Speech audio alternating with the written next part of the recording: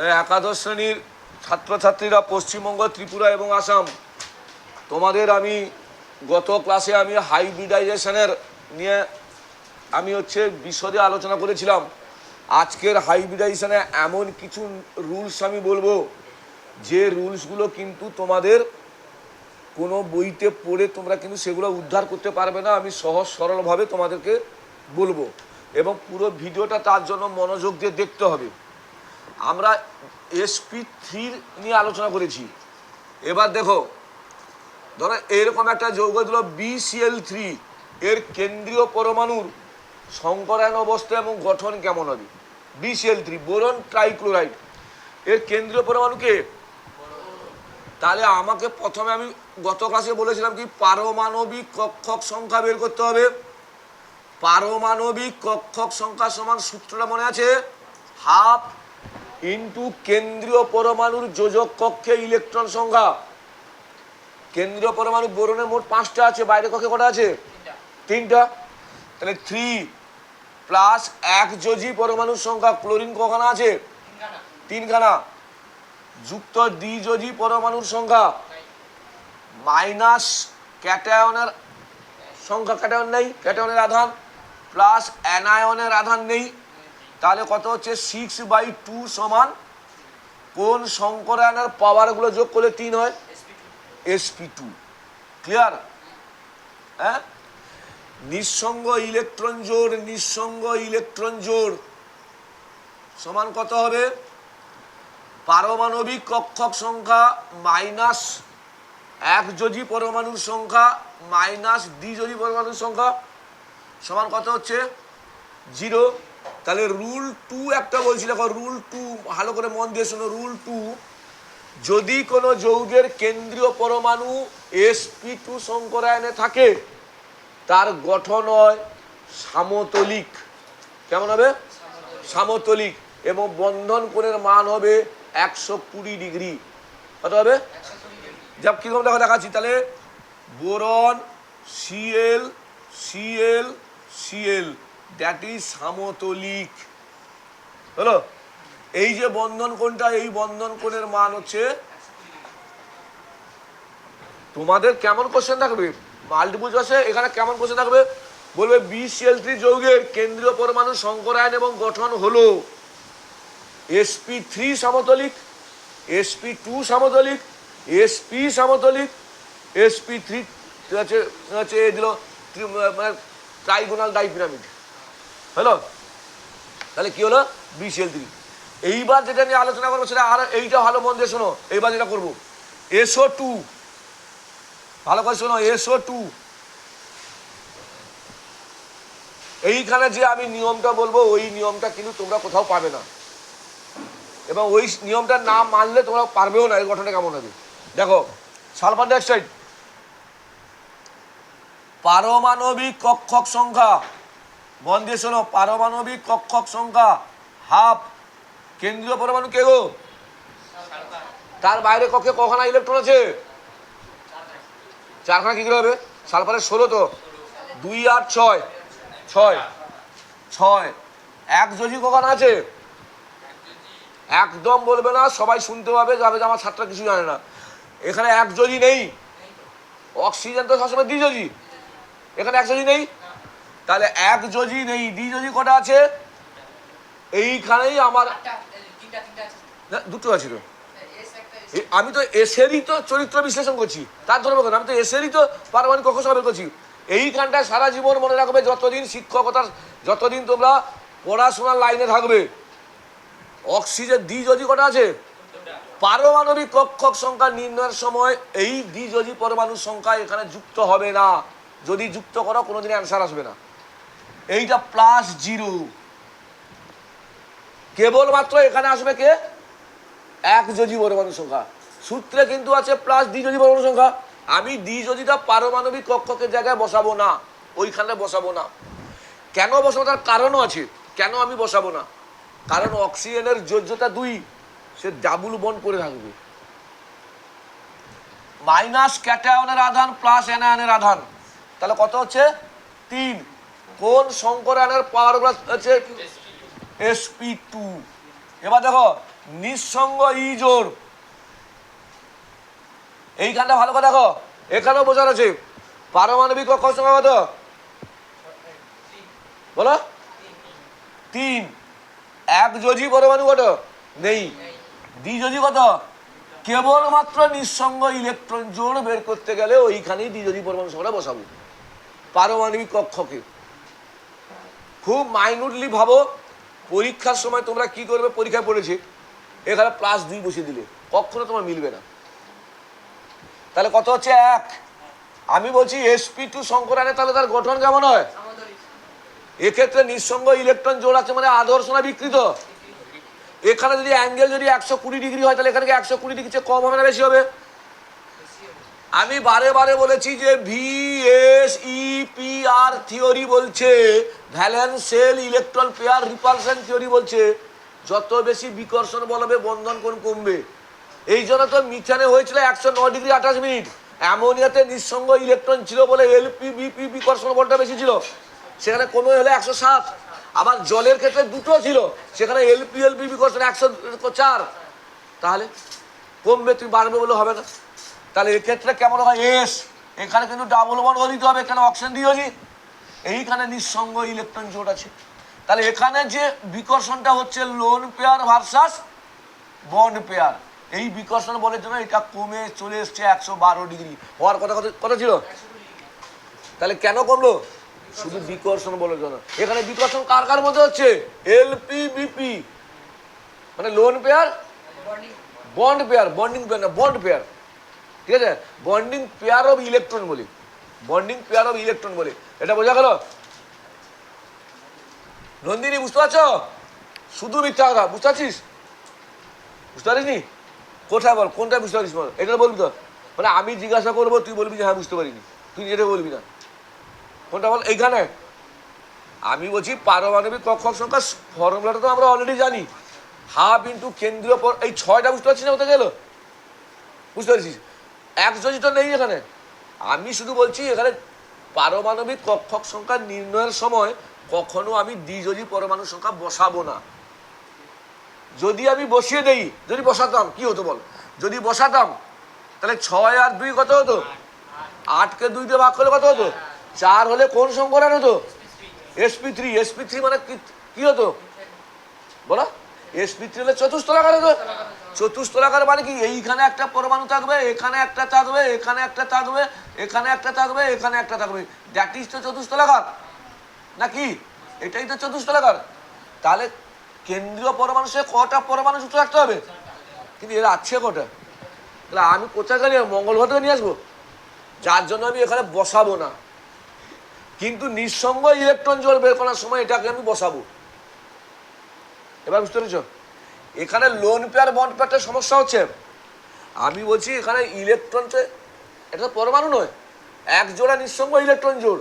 Electron জোড়ের ইংলিশটা আছে লোন পেয়ার। বন্ধনে অংশগ্রহণ করে কে? ইলেকট্রন কি তড়িৎধর্মী, তাহলে বন্ডিং কি তড়িৎধর্মী হবে? তাহলে ঋণাত্মক ঋণাত্মকের মধ্যে আকর্ষণ না বিকর্ষণ হয়?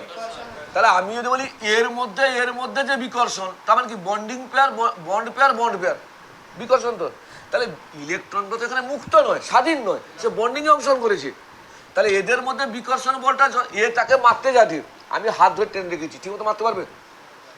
কিন্তু এটি মুক্ত অবস্থাটাকে ভালো করে মেরে দেবে। তাহলে এখানে তো এ তো ফ্রি অবস্থায় আছে। তাহলে এখানে যে বিকর্ষণ বল হচ্ছে লোন পেয়ার বন্ড পেয়ার, আর এখানে হচ্ছে বন্ড পেয়ার বন্ড পেয়ার। কোন বিকর্ষণটা বেশি হবে? লোন পেয়ার বন্ড পেয়ার না বন্ড পেয়ার বন্ড পেয়ার? তাহলে এক্ষেত্রে বিকর্ষণ বলের জন্য অ্যাঙ্গেলটা 120 ডিগ্রি কমে 112 ডিগ্রি হলো। ক্লিয়ার আছে নাকি বল? নেক্সট দেখো,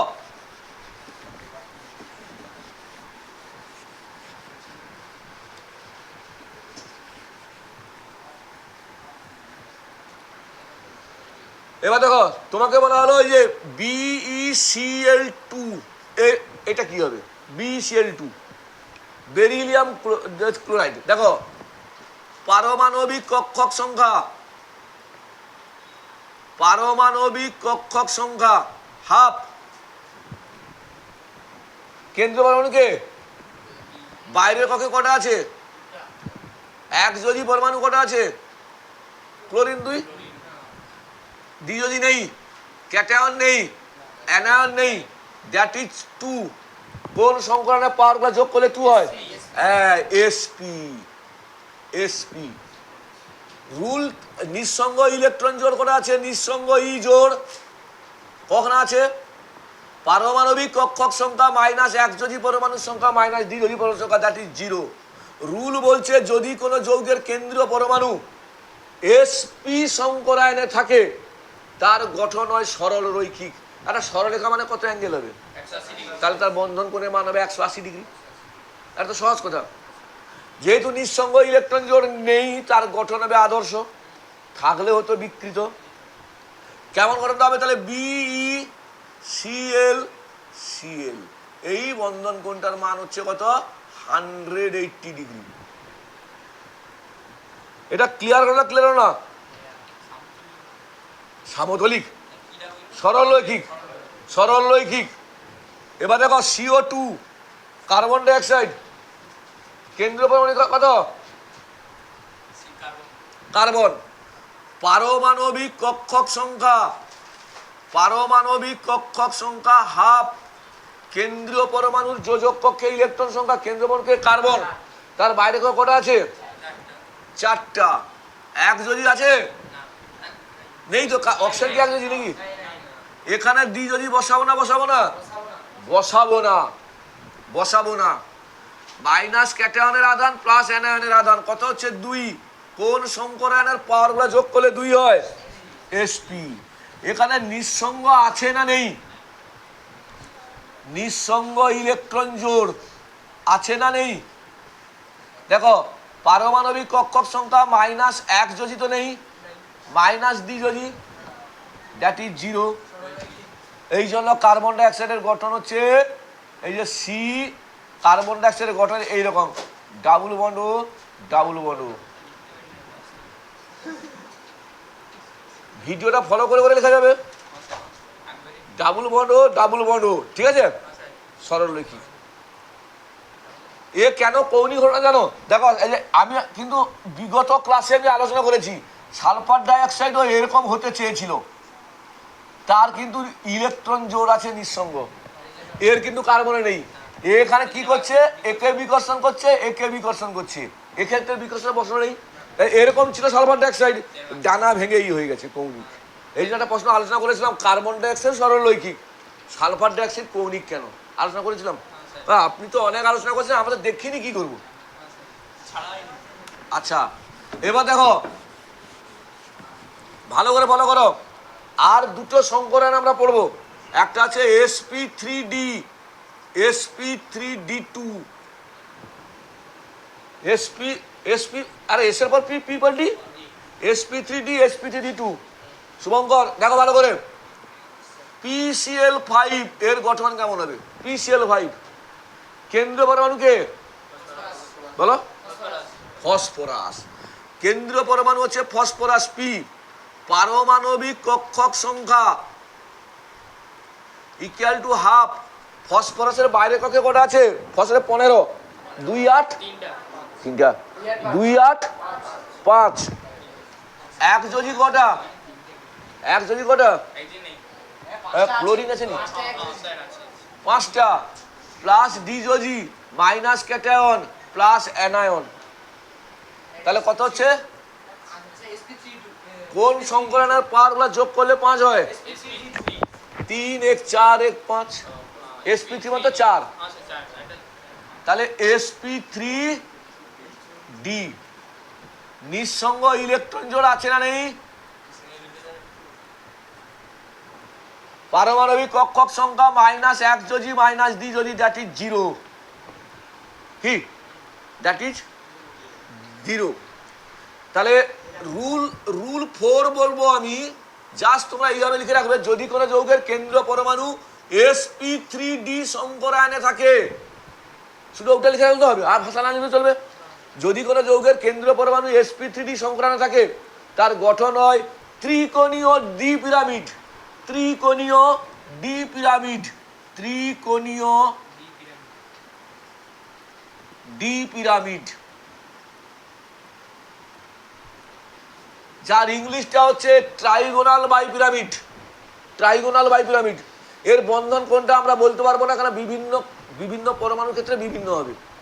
গঠনটা কেমন হবে দেখো, তো আমি তোদের আকাশ দেখেছি, এইভাবে একটা ত্রিভুজ আঁকবে, এইভাবে একটা ত্রিভুজ, এইভাবে একটা ত্রিভুজ আঁকবে। এবারে কেন্দ্রীয় পরমাণু পি হয়েছে, ভালো করে দেখো, CL CL CL that is CL, that is C. পাঁচটা তো দেখো, এক্ষেত্রে কিন্তু অ্যাঙ্গেলটা 90 ডিগ্রি, এটা 90 ডিগ্রি নি এক্ষেত্রে, কিন্তু আমি অ্যাঙ্গেলটা এই জন্য উল্লেখ করছি না যে সবার ক্ষেত্রে সমান হবে না, ইউনিভার্সাল নয়। কে তৃষ্ণা, তৃষা, তৃষ্ণা বুঝতে পেরেছিস, বর্ষা, সাগরিকা, সুদীপ্তা, শুধু মিথ্যা হবে না দেখো, হাসি আবার। এবার দেখো ClF3, ও দেখ তোদের আমি 12-এ পড়াবো, তবে একটু বলে দিই, ক্লোরিন কি পরমাণু দেয়, হ্যালোজেন পরমাণু। ফ্লোরিন কি পরমাণু, যখন কোনো হ্যালোজেন পরমাণু দুই বা ততোধিক হ্যালোজেন পরমাণু পরস্পর যুক্ত হয়ে যৌগ গঠন করে, তার সেই যৌগের নাম হচ্ছে আন্তঃ হ্যালোজেন যৌগ, আন্তঃ হ্যালোজেন। এখানে আর একটা ইন্টারেস্টিং দেখো, কেউ যদি বলে আমি ClF2, এটা হবে না, সবসময় এইটা বিজোড় সংখ্যা হবে, 1 হবে, 3 হবে, 5 হবে, 7 হবে, এর বেশি হবে না, 1 3 5 7, 9 11 13 বলে যা। দেখো ClF দেখো, পারমাণবিক কক্ষক সংখ্যা, পারমাণবিক কক্ষক সংখ্যা ইকুয়াল টু হাফ কেন্দ্রীয় পরমাণু কে, বাইরে কটা আছে, একটা, 17 যে 7টা, 7 প্লাস 1 যদি 3, ডি যদি 0, ক্যাটায়ন নেই, অ্যানায়ন নেই, দ্যাট ইজ কত হবে 5, দ্যাট ইজ sp3d। নিঃসঙ্গ ইলেকট্রন জোড়, নিঃসঙ্গ ইলেকট্রন জোড় পারমাণবিক কক্ষক সংখ্যা মাইনাস একযোজী পরমাণু সংখ্যা 3, মাইনাস দ্বিযোজী পরমাণু সংখ্যা নেই 2। গঠন কেমন হবে sp3d, আরে sp3d কি হয়, আদর্শ হবে না বিকৃত হবে, বিকৃত। এবার দেখো ভালো করে দেখো কেমন করে করছি, দেখো সেই তোদের যেমন শিখিয়েছি, এখানে মাঝখানে কে রাখবো,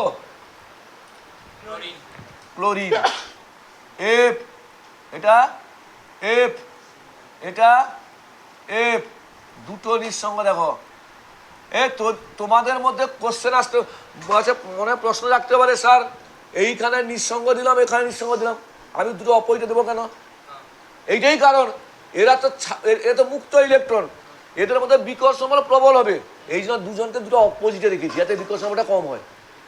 এখানে এখানে রাখলে, পাশাপাশি রাখলে কি হবে, প্রচন্ড বিকর্ষণ বল হবে, যৌগটার অস্তিত্বই থাকবে না, যৌগটা ভেঙে যাবে, যৌগটার জন্মটাই বৃথা হয়ে যাবে, এই জন্য দুটো নিঃসঙ্গ ইলেকট্রনকে অপোজিটে রেখেছি। নেক্সট দেখো, বুঝবো, এবার দেখো আমি আটটা SF6 কেন্দ্রীয় পরমাণুকে পারমাণবিক কক্ষক সংখ্যা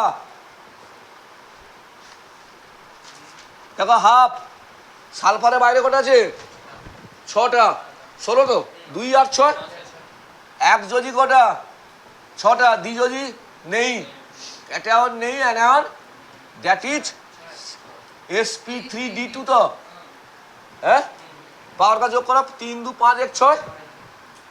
এবার কি লিখবো আমি, এবার নিঃসঙ্গ ইলেকট্রন জোড়, নিঃসঙ্গ ইলেকট্রন জোড়।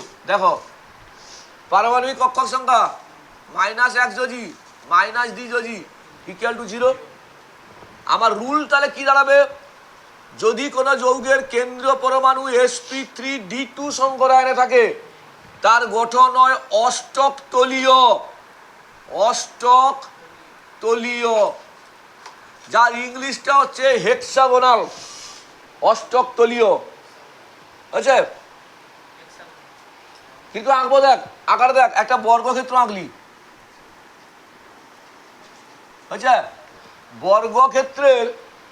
বর্গক্ষেত্রের দুটো কর্ণ যেখানে ছেদ করে সেখানে কেন্দ্রীয় পরমাণু,